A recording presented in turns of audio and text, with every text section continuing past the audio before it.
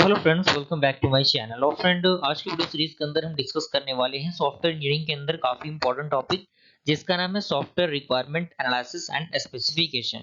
ये क्या होता है, इसको हम डिस्कस करेंगे। इसको डिस्कस करने से पहले अगर आपने जो पिछला हमारा वीडियो है, अगर आपने वो नहीं देखा सॉफ्टवेयर इंजीनियरिंग का, वो जरूर देख लीजिएगा, जिसमें हमने बहुत सारे टॉपिक्स को कवर अप किया हुआ है। प्लेलिस्ट का लिंक आपको डिस्क्रिप्शन बॉक्स में मिल जाएगा, आप वहां से उन्हें चेकआउट कर सकते हैं। आइए हम उसको स्टार्ट करते हैं software requirement analysis and specification को।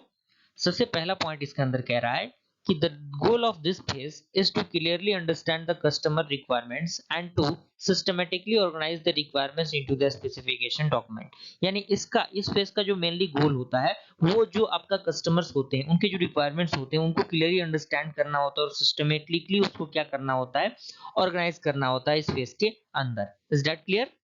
अगला पॉइंट कह रहा है कि the engineers who gather and analyze the customer requirements and write the SRS, जिसे हम लोग सॉफ्टवेयर रिक्वायरमेंट स्पेसिफिकेशन कहते हैं, are known as the requirement engineering. यानी वैसे इंजीनियर जो गैदर्स करते हैं और एनालाइज करते हैं कस्टमर के रिक्वायरमेंट्स को और राइट करते हैं सॉफ्टवेयर रिक्वायरमेंट स्पेसिफिकेशन को, उसको क्या कहते हैं हम लोग? रिक्वायरमेंट इंजीनियरिंग कहते हैं। क्लियर हुआ ये पॉइंट? उसके बाद रिक्वायरमेंट इंजीनियरिंग जो कि हमने अभी डिस्कस किया, उसी में कुछ पॉइंट्स आपको मिलेंगे। The process gather the software requirement from a client, analyze and document them is known as the requirement engineering। यानी वैसा प्रोसेस जो गैदर करते हैं सॉफ्टवेयर रिक्वायरमेंट्स को किससे? क्लाइंट के एनालिसिस के और डॉक्यूमेंट से, तो उसको हम क्या कहते हैं? रिक्वायरमेंट इंजीनियरिंग कहते हैं। क्लियर हुआ ये पॉइंट?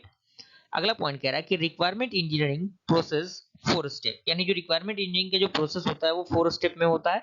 वो 4 स्टेप क्या होते हैं, डायग्राम के अकॉर्डिंग हम लोग इसे समझ लेते हैं। डायग्राम को आप अच्छी तरीके से बनाने की कोशिश कीजिएगा, क्योंकि एग्जामिनेशन में जब तक आप डायग्राम नहीं बनाएंगे चीजें क्लियर नहीं हो पाएंगी। ओके, तो यहाँ पे आप देख सकते हैं सबसे पहले फिजिबिलिटी स्टडी होगा, देन उसके बाद आपका रिक्वायरमेंट गैदरिंग होगा, उसके बाद आपका सॉफ्टवेयर रिक्वायरमेंट स्पेसिफिकेशन होगा, जिसे हम लोग शॉर्ट में SRS कहते हैं। उसके बाद आपका सॉफ्टवेयर रिक्वायरमेंट वैलिडेशन होगा। उसके बाद कुछ और ब्लॉक्स रहेंगे जस्ट इसके नीचे रहेंगे, और वो भी आपको स्टेयर के फॉर्मेट में, यानी feasibility report, system models, then उसके बाद user and system requirement, then उसके बाद आपका रिक्वायरमेंट डॉक्यूमेंट। अब ये सारी चीजें क्या होंगी? एक दूसरे के साथ कनेक्ट होंगी। तो ये सारी चीजें एक दूसरे के साथ कनेक्ट होगी, जैसे आप देख सकते हैं एरो अच्छी तरीके से आप देने की कोशिश कीजिएगा, और ये पूरा रिप्रेजेंटेशन आपके सामने मौजूद है, जो कि आपका इस मॉडल को डिफाइन करता है, जो कि 4 प्रोसेस होते हैं। ये आपका 1, 2, 3 और 4। ओके, क्लियर हुआ यहाँ तक? ये सारी चीजें एक दूसरे के साथ कनेक्ट हो जाएंगी।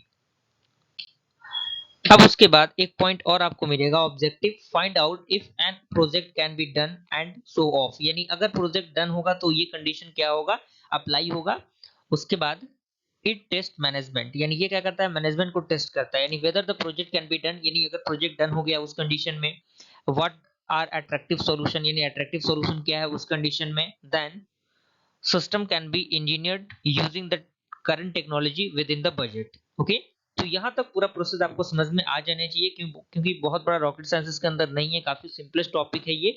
इसको आप खुद से पढ़ के समझ सकते हैं, अंडरस्टैंड कर सकते हैं। और अगर अभी तक आपने चैनल को सब्सक्राइब नहीं किया तो जल्द से जल्द चैनल को सब्सक्राइब कर दें और बेल आइकन को प्रेस कीजिए, ताकि जो भी इन्फॉर्मेटिव वीडियो है उसकी नोटिफिकेशन आपको मिलता रहे।